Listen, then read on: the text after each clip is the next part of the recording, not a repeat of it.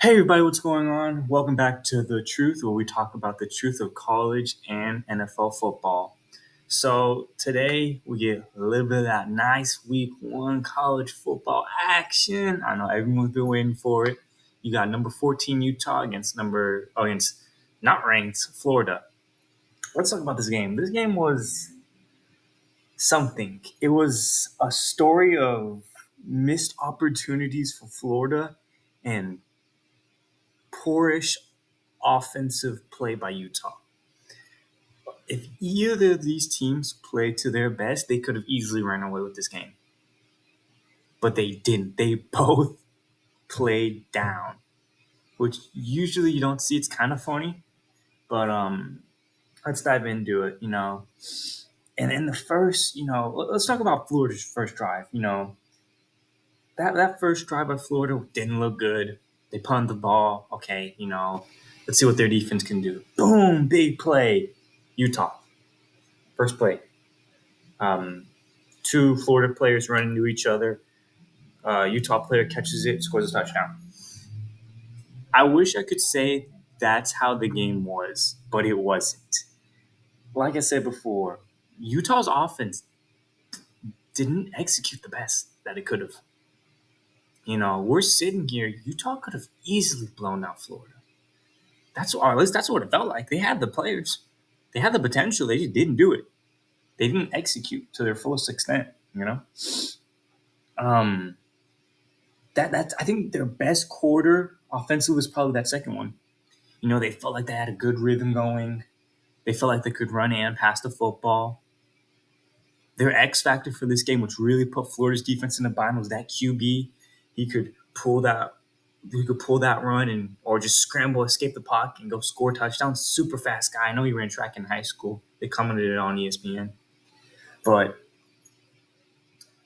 if he's not there, I don't think this game is as high of a scoring game as it is. It's needless to say, I don't want to say boring, but that's how it kind of felt. Just because you expected one of these teams to dominate. Florida, an SEC team, or Utah, who's ranked in the top 15. But that didn't happen. It's going to be interesting to see where Utah is going to be placed after this week. We still have a lot more college football to cover. But I'm thinking if I am more disappointed between USC's defense or Utah's offense, and I just don't know yet. I'll have to see more games, but that's the feeling I get. You come into this game, you show that big play, those sparks, but don't capture it. And that's the thing. That's the thing with Utah. Like with USC, that defense they just cut. I mean, they're the USC's defense. It's the Lincoln Riley defense at this point. But it's just disappointing. It really is. And then don't get me started on that Florida offense. That defense played good. Both defenses played good. I mean, both defenses got turnovers. Both defenses forced punts. It's just Utah capitalized more. But to say the least, that Florida offense had so many missed opportunities. I mean, at some point, it felt like Utah was trying to give them the game. Trying to kick a 55-yard field goal. Punting the ball so much, being so ineffective on offense sometimes. But Florida, for some reason, just couldn't put together. I mean, they were great. They were great. Like they had a couple sputters in the game, but overall, from their own end zone to the 50, they were electric. They were amazing. They could move the ball. Once they got past that 50, it was nothing. Or even if they did, they could not punch it in until a late touchdown in the fourth. And it was just so disappointing. Because that one touchdown, that one drive, you're thinking, well, if they did that the entire, they showed that they can, but if they did that the entire game, they would have dominated this game easily. But they didn't.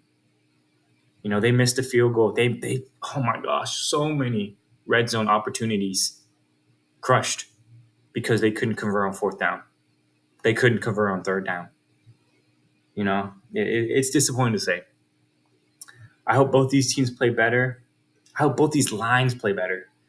Lots of holding calls, lots of penalties this game. So I hope both these teams play better. I hope it's more exciting. I know Florida's probably going to have a really good game with LSU.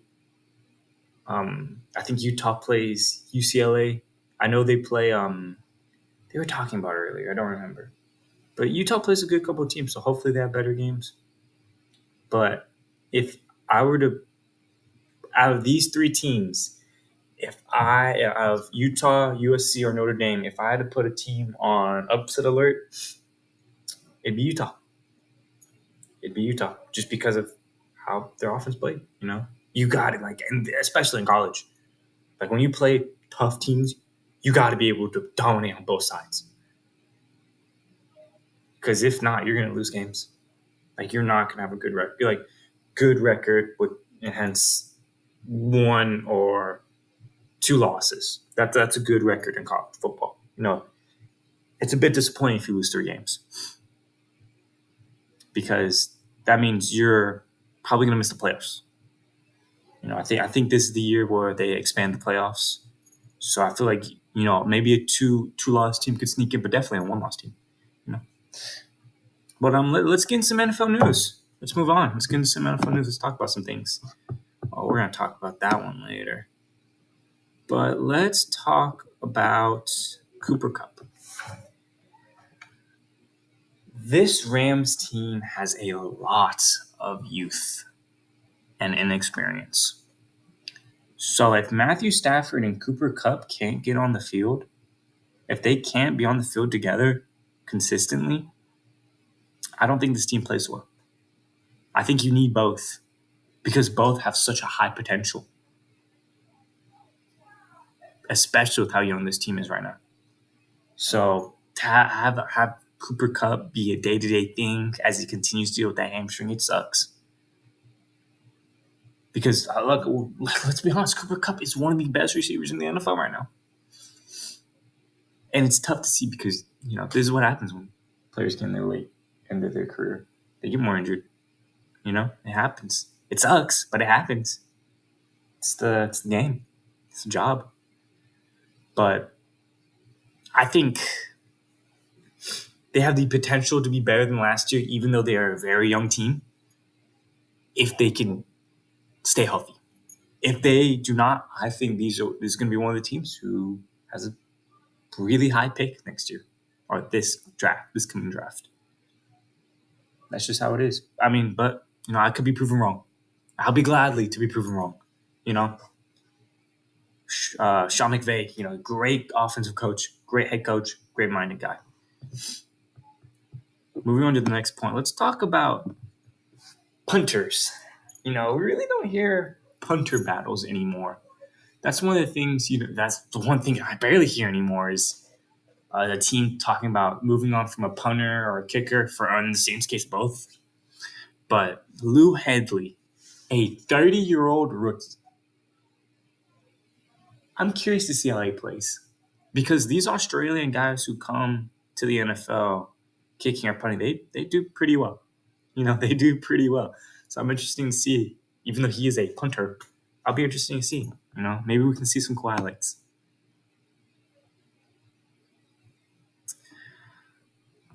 This is going to be a touchy subject. Dolphins receiver Tyreek Hill. I don't know all the information. I don't know. I'm not saying he didn't do it. It's alleged. But basically what happened was he allegedly struck a man on Miami Marina, and the NFL, it fell in the NFL's hands if they should punish him or not.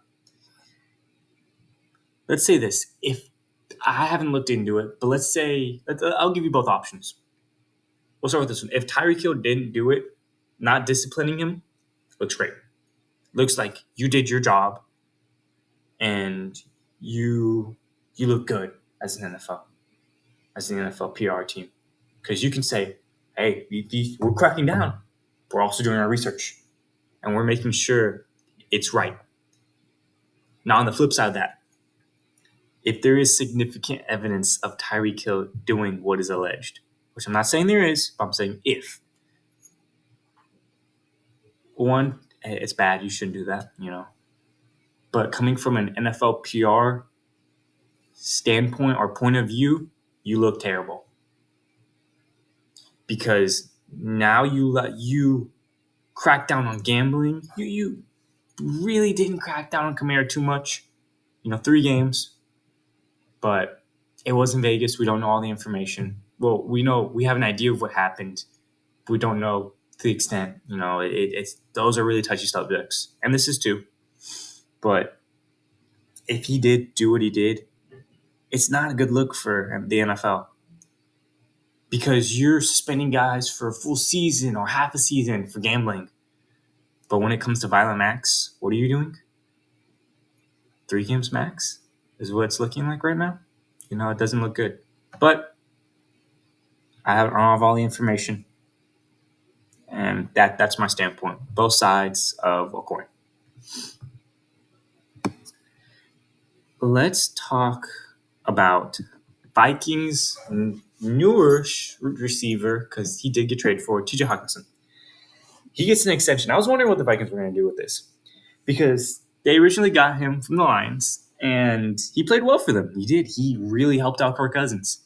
He helped push that team to a further standpoint, and it's going to see him again with the Vikings because I think they can grow. But he gets an extension. He gets $68.5 million. He resets the tight end market for $17.1 annually. Now, do I think he deserves to reset the market? No.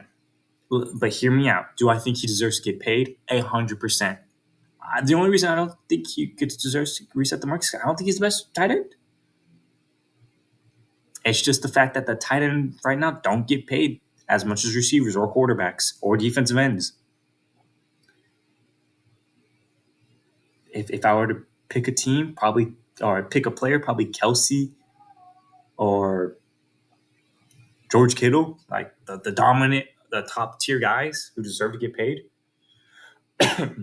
Excuse me. But that's who I feel. But good for him, though. He gets his money. He gets what he deserves. Moving on to the next topic.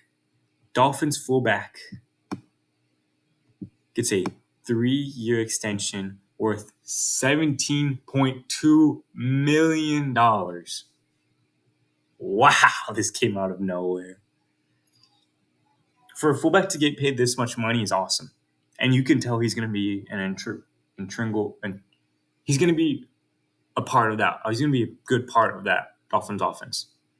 Because you don't pay a fullback that much money just to be a normal fullback. You're going to have him catching balls at the backfield, maybe running short routes, definitely misdirection and a little bit of trick plays where maybe you can get him open on a play action or something.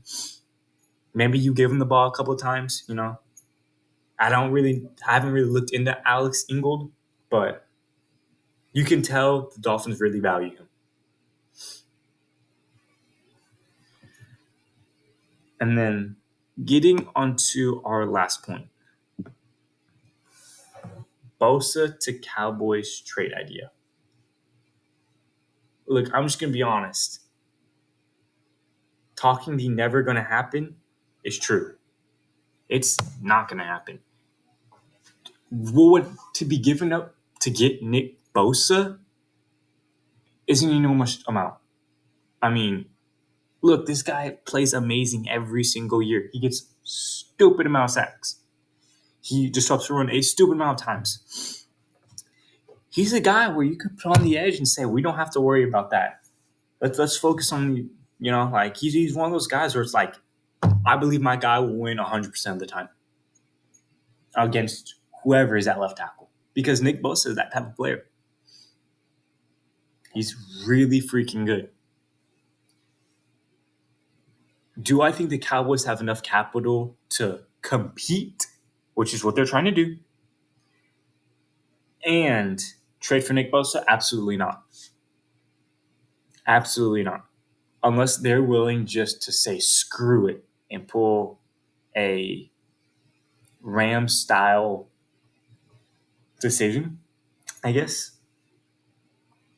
I don't think so. I don't think that's how the Cowboys think. Because if they thought that way, they would have never traded for Trey Lance. Now, would Bosa and Parsons on the same line be amazing? Of course. Two top tier pass rushers and run stoppers. On each end, you'd think that might be the best pass rush the league has to offer together if they were. But they're not. And I think this is still, look, he's holding out. He wants money. That's obvious. Every player does that. Now, do I think he'll get the money he deserves right now? I don't know.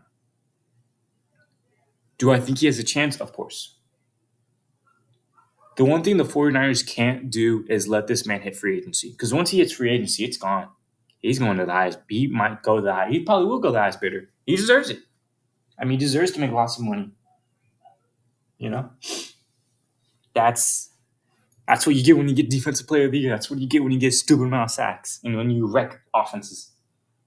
When you give offense coordinators nightmares, what are we going to do about Nick Bosa? Because he's going to make an impact one way or another in this game.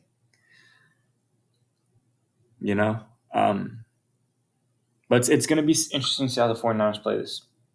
And I could easily be literally waking up the next morning, 49ers extending Bosa to a certain amount of deal. It could happen. Excuse me. But do I think it will happen soon? Probably not. Because how do you not screw up your team? Let me re-say this. I think it will happen if it does happen before week 1. Maybe early on. Because he's holding out. And when you're that good of a player playing at that important of a position and you're holding out, you really put that team, that defense, the 49ers, in a pickle because you need him. You do. You need him on that defense. You need him to play the entire season. So that way you can compete. That's one of the big reasons why that defense is so good. So when I say soon, I'm talking within a couple days. I don't know if it's going to happen within a couple days. But I do think more than likely he either gets traded or it does happen. I don't think he misses the season. I don't think Bosa wants to miss a season. He wants to get paid. That's what I honestly think. And he deserves. But, needless to say,